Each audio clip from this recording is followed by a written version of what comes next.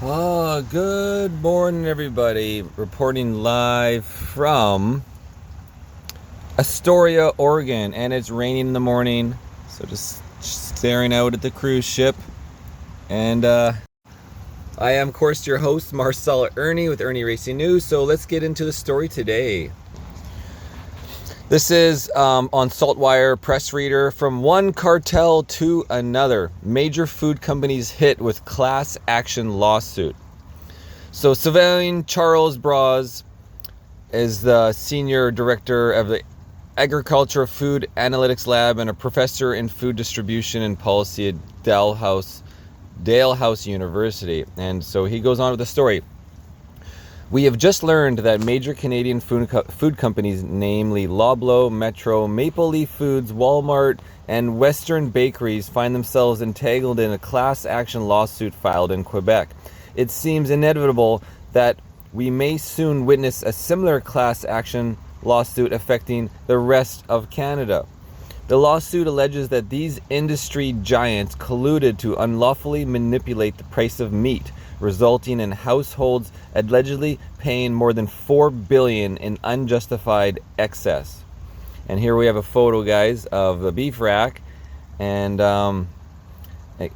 anyways, at the center of the case lies a critical piece of evidence, an email dating back to March 2007, wherein the former president of Maple Leaf Foods, Michael McCain, outlines a concerning discussion with Paul Del Duca, a former senior vice president at Metro in Ontario.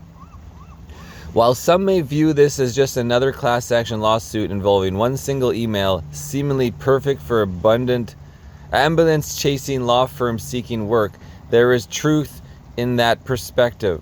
However, the implications of this lawsuit are profound, casting a shadow of doubt on the integrity of these corporate behemoths and raising serious concerns about consumer justice in the Canadian market. The gravity of these allegations cannot be understated, as they potentially represent a betrayal of trust and a breach of ethical business practices impacting countless Canadian families. For many years, observers have speculated that the price fixing culture in the food industry might extend beyond just bread and also impact other sectors of grocery store, including meat.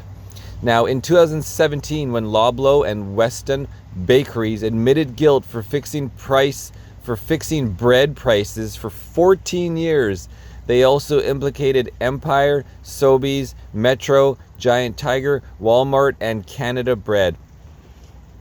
Initially, all companies denied involvement, but Canada Bread, under new ownership, recently admitted their role and paid a $50 million fine, revealing a link between bread and meat price fixing. Canada Bread was owned by Maple Leaf Foods during most of the 14 years when the alleged bread price fixing scheme was ongoing. The email from 2007, likely written by Michael McCain himself, suggested that a new price strategy could be considered for other food categories, including meat. Our data shows that the average household spends over $2,000 on buying meat trifecta components, which include beef, chicken, and pork, making it more than double the amount of households spend on bakery goods.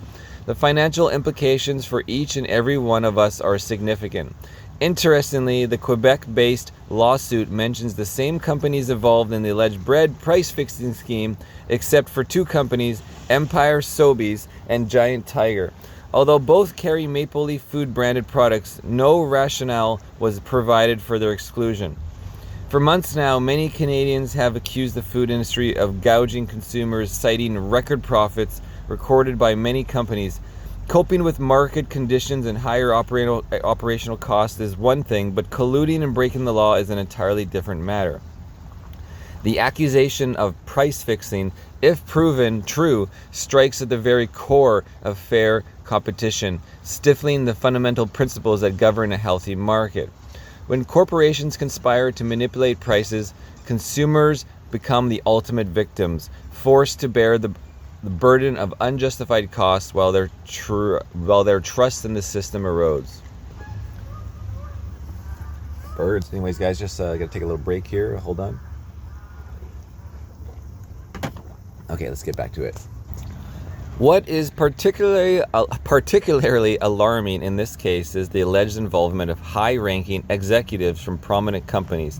The email correspondence between McCain and Del Duca serves as a chilling reminder that unethical practices may have reached the upper echelons of corporate leadership, where decisions of far-reaching consequences are made.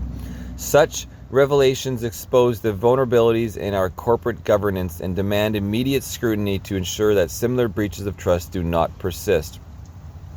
In other words, the food industry indeed has price-fixing problems that needs to be addressed as soon as possible. The significance of the class action lawsuit becomes even more pronounced considering the entity spearheading the legal action. The lawyers involved are taking up the mantle for the Competition Bureau, an organization that has faced criticism for its lackluster track record in enforcing fair competition practices. Although Loblaw and Weston bakeries received immunity when coming forward in 2015 on the bread, the gift cards and apologies offered to Canadians do not make them feel protected in any way. In the United States, executives caught colluding go to jail, while in Canada, liberal Canada, they receive immunity.